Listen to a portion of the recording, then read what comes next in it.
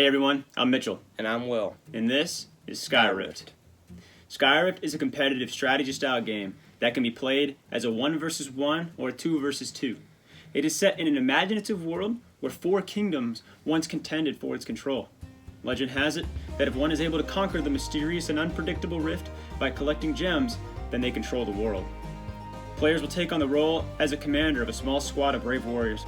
Players will have to train their team by teaching them various attacks and equipping them with tools that will aid them in battle. Your team will consist of 4 unique characters with their own unique stats. They will have their own health points, their own attack rating, and their own flex rating. These will indicate which cards can be attached to your character. There are 3 categories all characters fall under: Basic, Epic, and Legendary. Each team will be comprised of 2 Basics, 1 Epic, and 1 Legendary of your choice. Finally, every character will have their own corresponding chip that will move around the board. Our board is a unique octagon shape that has 4 distinct areas which are called biomes: Forest biome, the volcanic biome, snow biome, and the water biome. Each biome has a respective tower that contains 2 mythical gems. At the intersection of all 4 biomes, there is a 5th and final tower. The 4 outer towers each have an entry point to a tunnel system connected under the rift. And once a gem is collected from that tower, then the tunnel becomes accessible. There are pathways on the rift that are interconnected throughout the biomes that allow characters to move across the board. The chips will move strategically from square to square in order to collect gems from the towers and ultimately conquer the rift. There are 2 ways to win the game of Skyrift. The first way is by collecting all 5 gems that are in each respective tower. If you can do this before your opponent, you win the game. The second way to win the game is by accumulating 5 rift points. These are acquired upon knocking out an opposing character. Each character is assigned a value.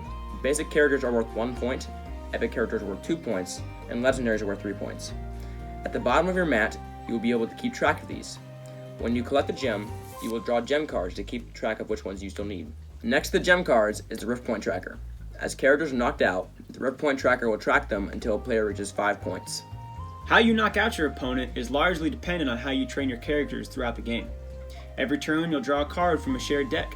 The cards will be one of 3 options: attack cards, flex cards, and tool cards. Attack cards are responsible for determining where your character can attack on the board. Flex cards are responsible for enhancing character stats, while tool cards can be played by the player to assist their characters in battle. However, all this may not be as straightforward as it may seem. The rift has a mind of its own. Every time a gem is collected, the rift will spawn by erupting natural disasters or even spinning the board in a random direction. The rift will keep players on their toes, causing their strategies to constantly be evolving. With countless opportunities to creatively find new ways to win, players will be guaranteed a new and thrilling experience each time they play.